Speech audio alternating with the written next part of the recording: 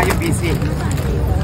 What's up mga chong? For today's video, samahan nyo ako dito sa Diwata Pares Overload para subukan ng sikat na parisan. Let's go!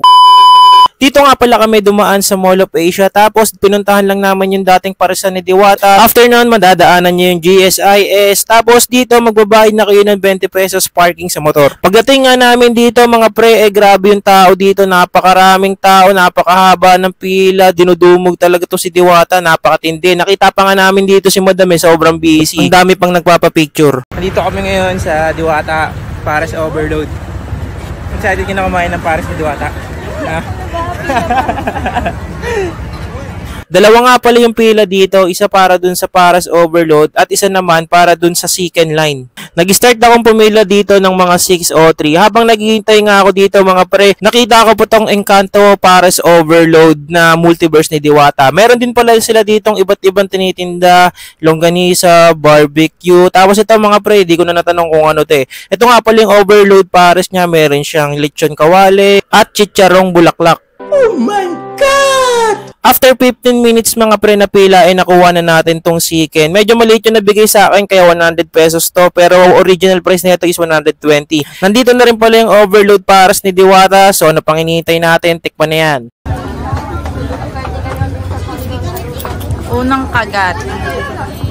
Chicken ni Diwata.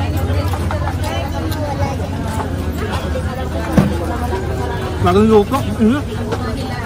Lasa. Overload nila. Dami oh.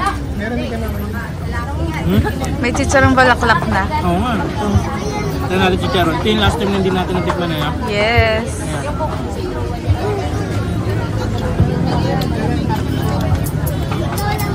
Ano masasabi mo?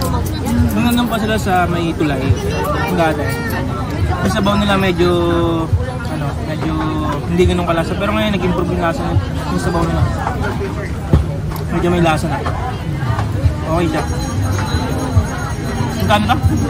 100. 100. Ito, 120, 100. Soft drinks na.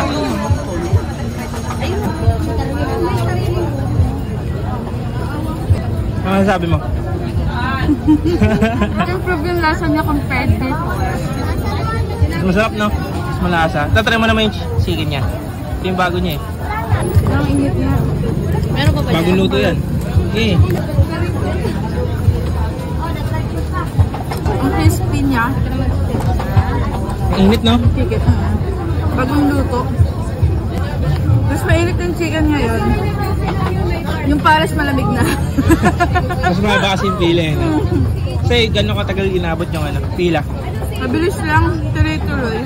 Tuloy-tuloy lang. Kung i-rate natin itong parisan ni Diwata, 8.5 out of 10 yan. So kung gusto mo tumatikman, pumunta ka na lang dito sa parisan ni Diwata. And don't forget to like and subscribe. Bye-bye!